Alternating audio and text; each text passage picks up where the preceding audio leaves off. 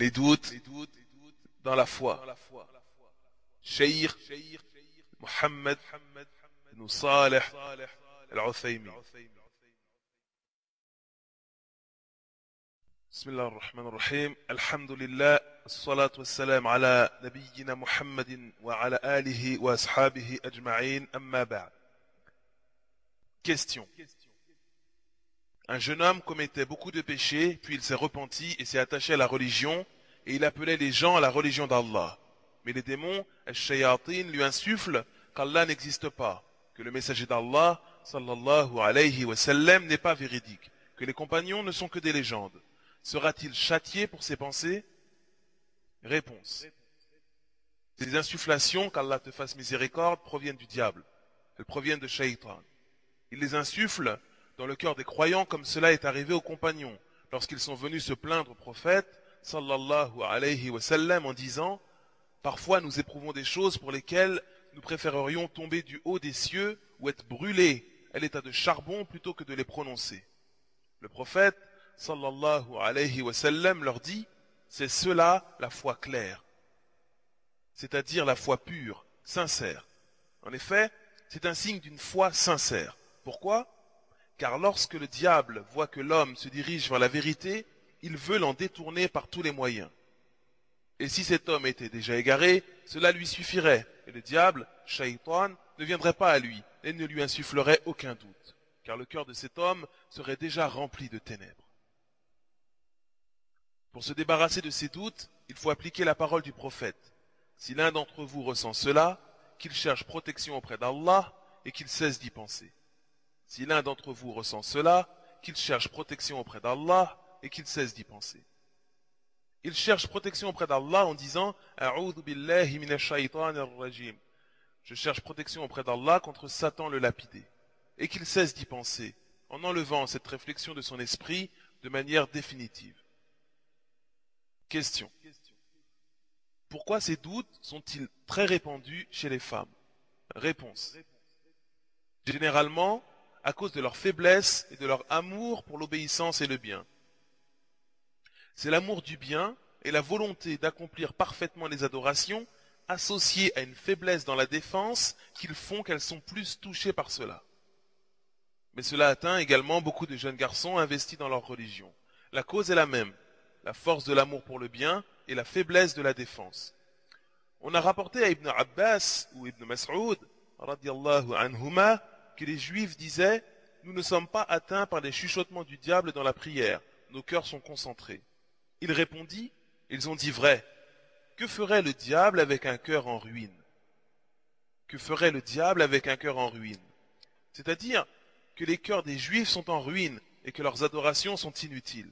C'est pour cela que le diable, Shaitan, ne les tente pas, car il ne veut pas d'eux, étant donné qu'ils sont déjà égarés. Mais le diable vient vers la citadelle gardée, remplie de foi, afin de la détruire et la réduire à l'état de ruine. Il essaie d'insuffler le doute dans le cœur du croyant sincère, dans le cœur de celui qui se tourne vers Allah, afin de lui obstruer le chemin. Ainsi, que celui qui est sujet à ces doutes se réjouisse, car il n'est mis à l'épreuve qu'en raison de la force de sa foi. Et le diable ne veut qu'affaiblir cette force. C'est pourquoi le croyant doit utiliser le remède décrit par le prophète sallallahu alayhi wa sallam, sinon le diable le détruira totalement. Question. Pourriez-vous nous décrire la manière dont se manifestent ces doutes? Réponse. Cela se manifeste avant tout par des doutes dans la certitude, qui peuvent parfois conduire à l'apostasie et au rejet. Devant l'intensité de ces doutes, l'homme peut arriver à renier, à mentir et à dire « Quel est ce mal ?»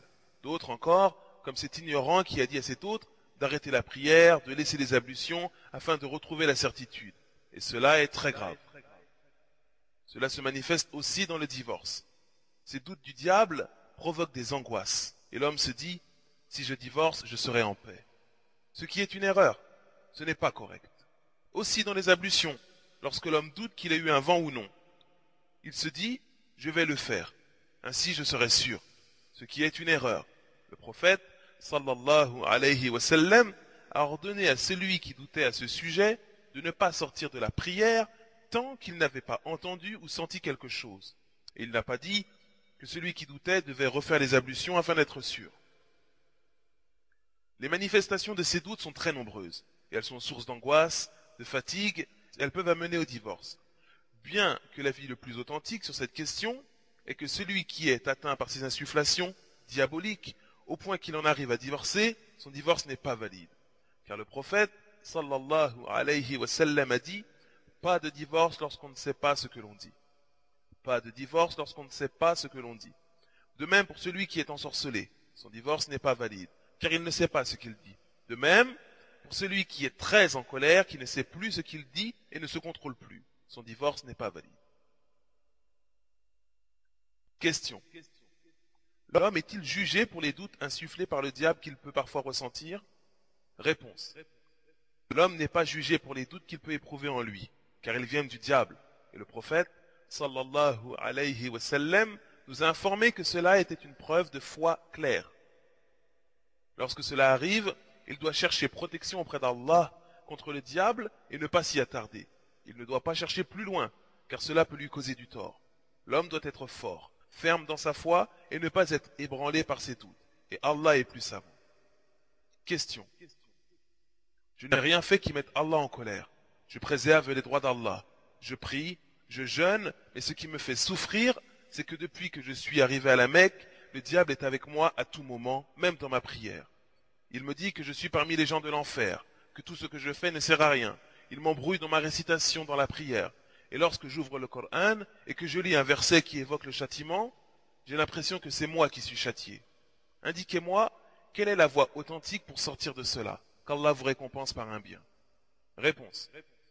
Allah nous dit, إن الشيطان لكم عدو فاتخذوه عدوا إنما يدعو حزبه ليكونوا من أصحاب السعير. Le diable est pour vous un ennemi, prenez-le donc pour ennemi. Il ne fait qu'appeler ses partisans afin qu'ils soient des gens de la fournaise. Le diable a insufflé ses doutes à Adam et à son épouse Hawa, Adam et Ève. Et il les a fait sortir du paradis. Et il ne cesse d'insuffler ses doutes aux enfants de Adam, aux êtres humains. Il ne cesse d'insuffler ses doutes aux êtres humains afin de les faire sortir de la lumière vers les ténèbres, de les détourner du chemin droit vers le chemin de la perte. Le remède aux doutes que tu ressens est que tu cherches protection auprès d'Allah contre le diable, le shaitan, et que tu n'y prêtes jamais attention. Si tu fais cela, Allah enlèvera le mal dont tu souffres. Nombreux sont les gens à qui cela arrive en raison de la force de leur foi. Le diable multiplie ses efforts afin d'affaiblir et réduire à néant cette foi. Et si la foi est faible, le diable n'y prête pas attention. Car cet homme est perdu, cet homme est déjà égaré. C'est pour cela qu'on a rapporté à Ibn Abbas ou Ibn Mas'ud, radiyallahu anhuma, que les Juifs disaient « Nous ne sommes pas atteints par les chuchotements du diable dans la prière. Nous ne sommes pas atteints par les insufflations de Shaitan. » C'est-à-dire qu'ils n'étaient pas déconcentrés. Il répondit, ils ont dit vrai. Que ferait le diable avec un cœur en ruine? Que ferait le diable avec un cœur en ruine?